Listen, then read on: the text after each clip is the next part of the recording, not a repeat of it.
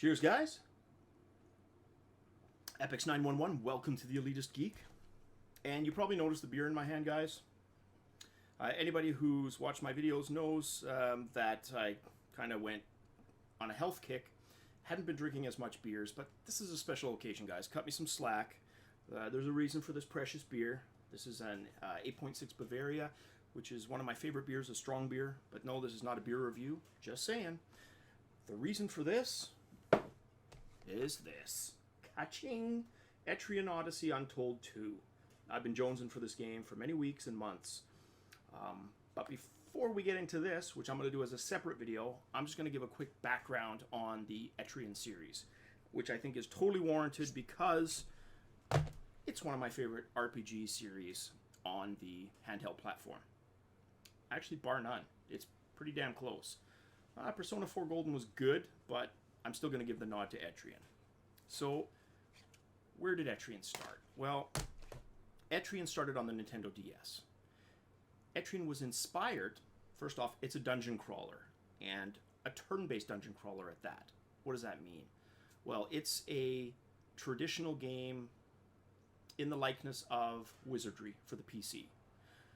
Wizardry and Ultima are the two pivotal games in RPG history that were responsible directly, well, I guess indirectly, but directly, for JRPGs even being a genre, even being a category, because it was a couple of young Japanese programmers that saw Wizardry and Ultima 1 in action that went back to Japan with unbridled enthusiasm and would eventually create what we know as the Dragon Warrior / Dragon Quest in the West series.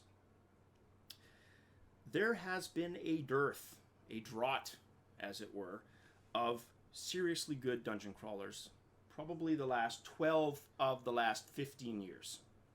And if we go back, like I said, Wizardry, which inspired in turn Bard's Tale, Might and Magic games. In the 90s, you started to see dungeon crawlers that moved away from the turn-based combat, or they were quasi-turn-based. Eye of the Beholder, and a few other titles that escape me at the moment because I'm so excited about Etrian Odyssey 2. But suffice it to say, they stopped being a thing. I think the last true CRPG dungeon crawler that you could probably point your finger at would be Wizardry 8 for commercial ones. Yes, there's been some indie titles, right?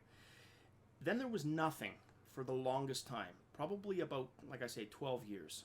And it wasn't until Kickstarter started becoming a thing in 2012, really, where it picked up steam, that we even started seeing traditional RPGs back, right? Your Baldur's Gate style RPG with Project Eternity, Wasteland 2. Well, there was also a title, Legend of Grimrock, which is inspired by Eye of the Beholder, which was inspired by Wizardry, blah, blah, blah, blah, blah. You get the picture.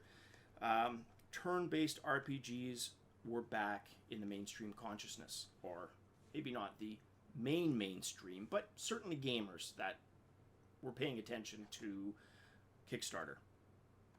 Well, the Nintendo DS came up with its own series, and it wasn't Nintendo, but rather a company, Atlas, who we all know and love, and at least they were the publishers.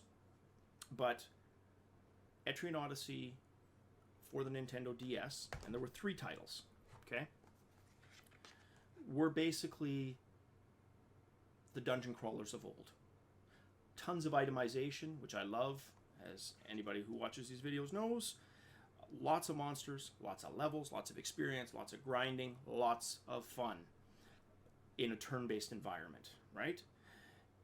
They even take the concept one cooler step forward, in that in the old school days, yes, it's true, there was no auto map feature. You would have to get graph paper and actually map dungeons, and I did that, whether it was Wizardry, Questron, Might and Magic, Bard's Tale. We were mapping the dungeons. I had a buddy who has photographic memory. He didn't have to rely on that, but I certainly did, right? Anyways, Etrian Series lets you do the manual mapping digitally within the game, which is really cool. You could get by without it because it will plot where you walk, right? But if you want to get the most out of this game, use the map feature that's built in.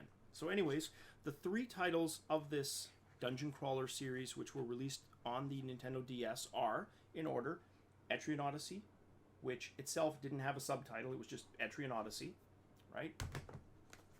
Etrian Odyssey 2, Heroes of Lagard, and I'm just going to put 1 back up there and then show you guys the back. I love the artwork for the Etrian series, always have. I mean, just fantastic.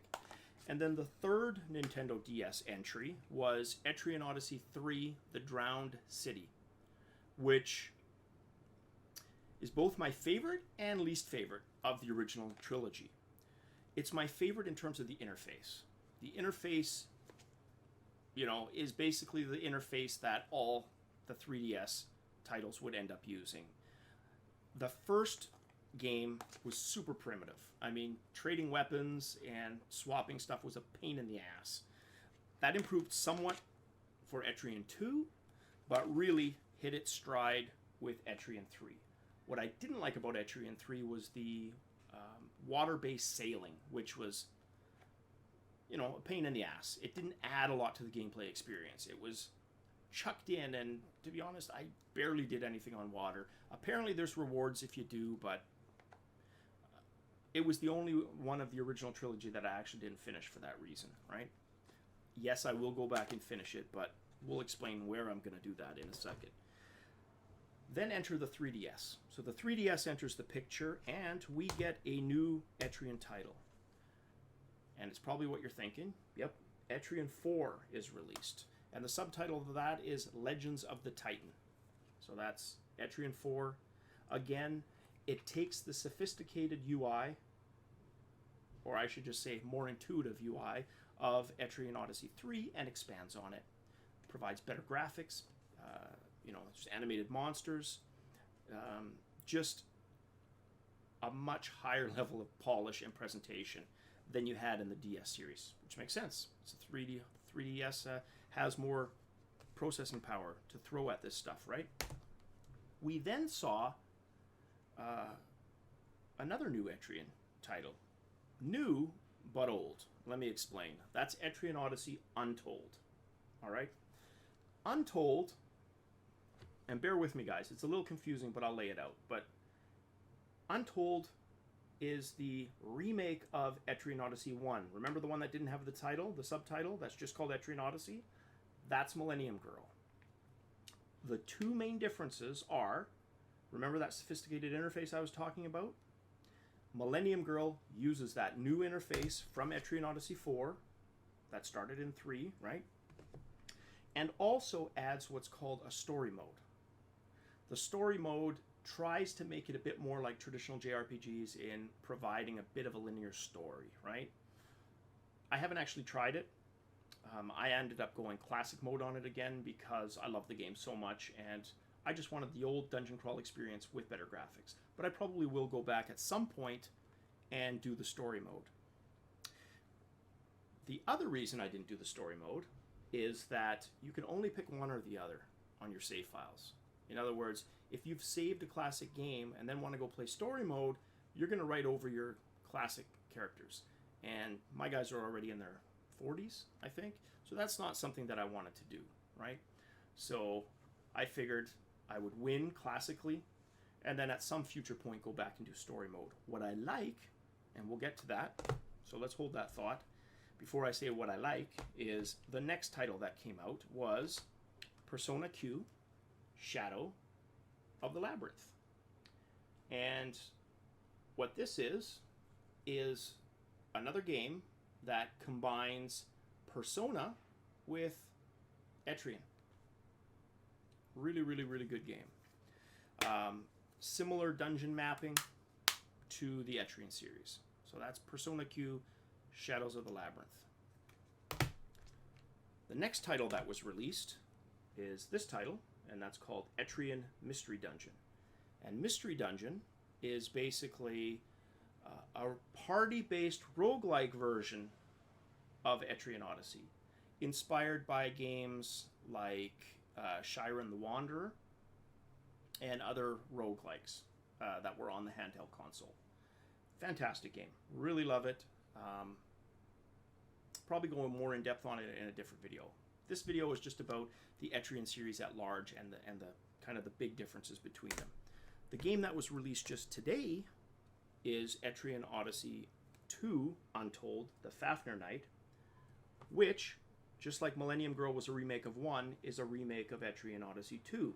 Again, with the better interface and the story mode, but this time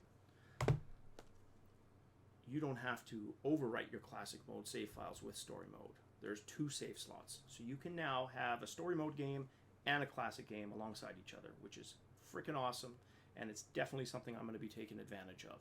So I'm going to make another video. Stick around if you want to see that. It'll be up after this. That opens this up, takes a look inside, and talks about my expectations for the game and a little bit more Etrian stuff at large. As always, guys, till next time, cheers.